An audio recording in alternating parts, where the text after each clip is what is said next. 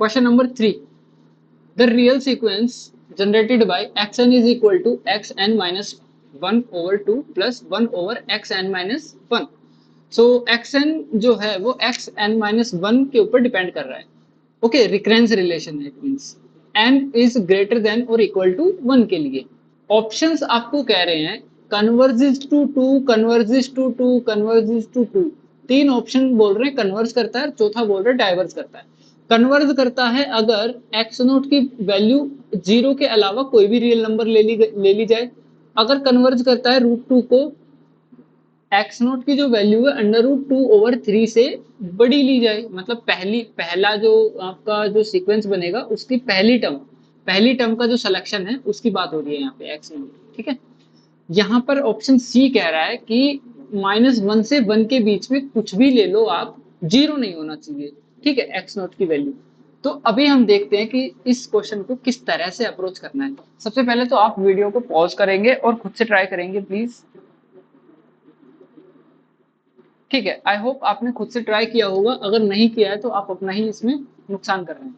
देखो, इस क्वेश्चन को करने के लिए हम ये पहले से ही अज्यूम करके चलते हैं कि सीक्वेंस जो है कन्वर्ज कर रही है। सीक्वेंस कन्वर्ज कर रही है तो हम किस तरह से इसको अज्यूम करते हैं और किस तरह से इसकी अप्रोच निकालते हैं। देखिए, let x n converges to L. Question number 3, let x n converges to L. Okay, action जो है एल को कन्वर्ज करता है, स्मॉल एल की बात।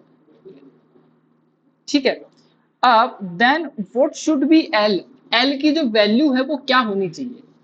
देन मैं एकदम इसको तरीके से करवा रहा हूँ। ठीक है, सोल्व आपको इस तरह से नहीं करना है, सॉल्यूशन आपको थोड़ा फास्ट करना है। Then what should be L, what should be L. अगर एल को आपकी सीक्वेंस कन्वर्ज करती है तो एल की वैल्यू होनी क्या चाहिए भैया, एल की वैल्यू वही होनी चाहिए ना। देखो, एक्सएन जो है वो एल को जाएगा, तो एक्स एन माइनस वन भी तो एल को जाएगा और ये भी एल को जाएगा। तो इन तीनों की जगह ही हम एल लिख सकते हैं। इन तीनों की जगह हम क्या लिख सकते हैं, एल लिख सकते हैं। देखो कैसे लिखेंगे इसको, if x n converges to L as n tending to infinity, then x n minus 1 also converges to L as n tending to infinity। ठीक है, अगर एक्स एन एल को जा रहा है तो एक्स एन माइनस वन भी तो एल को जाएगा ना। तो यहां से हम एल की यहां से हम एक्स एन माइनस वन और एक्स एन इन दोनों की ही जगह पर एल लिख सकते हैं जब एन को इन्फिनिटी टेंड करवा रहे हैं। ठीक है, तो as n tending to infinity we can write what, L is equal to L by two plus one by L, ऐसा हम लिख सकते हैं। अब इस इक्वेशन को एल से मल्टीप्लाई कर देते हैं, तो L square is equal to L square over two plus one. ठीक है, इसको जब इधर लेकर के आएंगे तो यहां से बचेगा L square over two is equal to one, और यहां से L square is equal to two, और यहां से एल की वैल्यू आ गई plus minus under root two. ठीक है, तो एल की यहां पर हमें दो वैल्यूज मिलती है। तो अब जो ये सीक्वेंस अगर कन्वर्ज करती है तो या तो एल जो है वो आपका रूट टू मिलेगा या एल की वैल्यू आपको मिलेगी माइनस रूट टू। ये दो ही वैल्यू पॉसिबल है अगर सीक्वेंस कन्वर्ज करती है। तो अब देखते हैं कि कौन सी वैल्यू हमें मिलने वाली है और कब मिलने वाली है। ठीक है, ये भी हम डिसाइड करते हैं। तो ये डिसीजन हम कैसे लेंगे कि कौन सी वैल्यू मिलने वाली है और कौन सी नहीं मिलने वाली है। देखो, अगर आपकी सीक्वेंस कन्वर्ज कर रही है तो या तो वो मोनोटोन इंक्रीजिंग होगी या मोनोटोन डिक्रीजिंग होगी या फिर वो फाइनाइटली ओसिलेट कर सकती है। ठीक है, ओसिलेट भी तो कर सकती है ना। अगर -1 power n over n type की अगर सीक्वेंस मिल गई आपको तो ये ओसिलेट करती हुई जीरो को चली जाएगी। तो इस टाइप की सीक्वेंस भी हो सकती है। तो अगर मैं ये मान करके चलूं कि सीक्वेंस मोनोटोन इंक्रीजिंग सीक्वेंस है तो हमें मोनोटोन इंक्रीजिंग बताने के लिए एक इंटरवल मिल जाएगा by the help of wavy curve method. ठीक है, let action is monotone increasing. अगर एक्शन को मोनोटोन इंक्रीजिंग मान करके चल रहे हैं, अब हम यहां से मोनोटोन इंक्रीजिंग के लिए जो फॉर्मूला होता है, जो कंडीशन होती है, मतलब एक्स एन माइनस वन, इसकी जो वैल्यू है ये हमें पॉजिटिव या फिर जीरो, ग्रेटर देन और इक्वल टू जीरो हमें मिलनी चाहिए। ठीक है, तभी हम मोनोटोन इंक्रीजिंग सीक्वेंस उसको बोल सकते हैं। तो हम ये वाली कंडीशन लगा करके, वेवी कर्व मेथड लगा करके, हम इसके मोनोटोन इंक्रीजिंग किस इंटरवल में है वो इंटरवल हम फाइंड आउट कर सकते हैं। तो इंटरवल फाइंड आउट करने के लिए हमने क्या किया, x n minus one, since sequence में एक्स एन प्लस वन का तो जिक्र ही नहीं है, तो एक्स एन माइनस वन मतलब आगे वाली टर्म में से पीछे वाली टर्म को माइनस किया और इसकी वैल्यू जो है पॉजिटिव होनी चाहिए। ठीक है, तो इसकी वैल्यू जब हम निकालते हैं तो हमें क्या मिलती है, x n minus one over two plus one over x n minus one minus x n minus one. तो जब इसको और इसको सोल्व किया तो माइनस का x n minus one over two मिल जाएगा हमें। तो क्या मिला, one over x n minus one minus x n minus one over two. Okay, जब इसको हम आगे फर्दर सोल्व करते हैं तो हमें क्या मिलता है, x n minus one is equal to two minus x n minus one का square over two x n minus one. ठीक है, अब हम सॉल्व कर रहे थे मोनोटोन इंक्रीजिंग के लिए, तो मोनोटोनिकली इंक्रीजिंग सीक्वेंस अगर हमने माना है तो ये जो वैल्यू है इसको ग्रेटर देन और इक्वल टू जीरो होना चाहिए, इसको ग्रेटर देन और इक्वल टू जीरो होना चाहिए। अगर ये greater than equal to zero है तो जहां जहां पर हम वेवी कर्व में प्लस लिखेंगे वहां वहां पर हमारा मोनोटोन इंक्रीजिंग होना चाहिए, और जहां जहां पर हम वेवी कर्व मेथड में इंटरवल में माइनस लिखेंगे वहां पर मोनोटोनिकली डिक्रीजिंग सीक्वेंस मिलनी चाहिए हमें। ठीक है, तो अब हम यहां से उठा लेते हैं two minus x n minus one square is greater than और इक्वल टू जीरो को। अब हम इसको माइनस से कर देते हैं मल्टीप्लाई। अगर माइनस से मल्टीप्लाई कर देते हैं तो हमें मिलता है x n minus one minus square minus two is less than और इक्वल टू जीरो। देखो, माइनस से मल्टीप्लाई कर देने से हमारा जो इनइक्वालिटी का साइन है वो चेंज हो गया।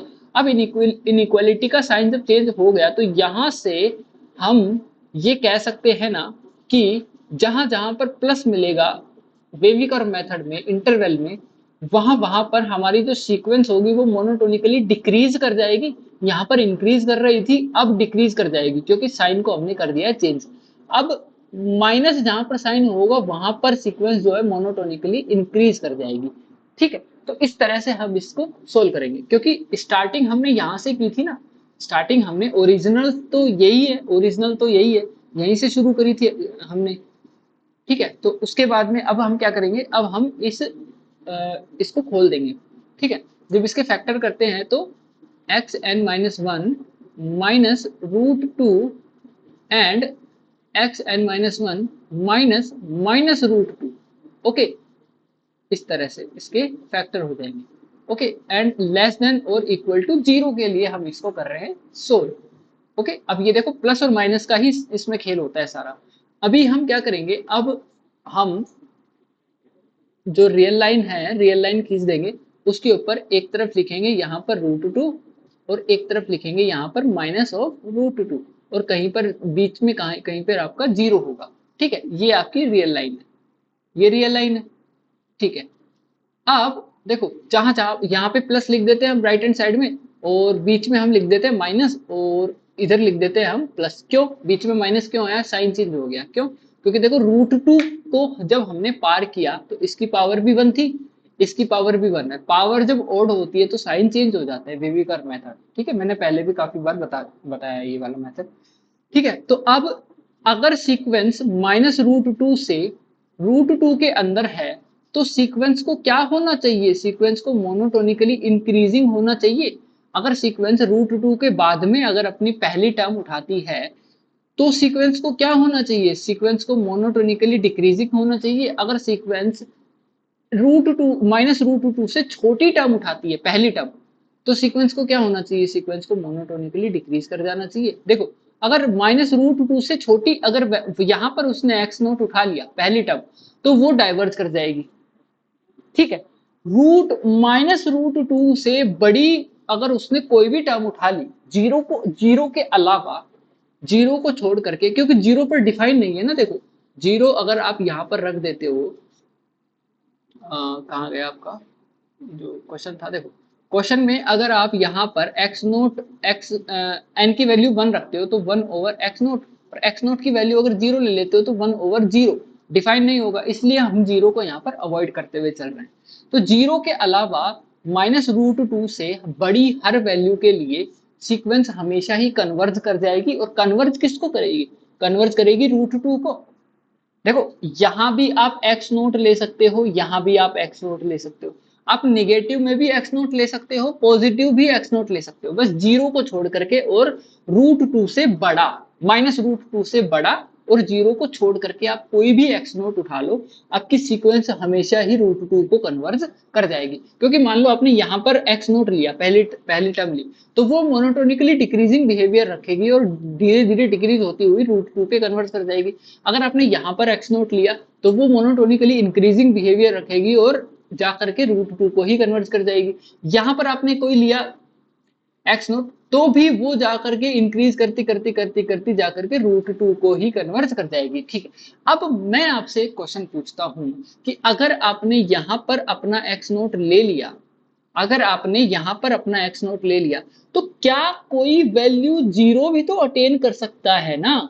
अगर कोई वैल्यू जीरो अटेन हो गई और 1/0 फॉर्म बन गया तो अनडिफाइंड हो जाएगा। तो इस चीज को आप कैसे क्लैरिफाई करोगे, इसका आंसर आप मुझे कमेंट सेक्शन में बताना, ठीक है। अल्टीमेटली मैं आपको इसका आंसर जरूर बता देता हूं, आंसर इसका आएगा बी और सी अकॉर्डिंग टू मी।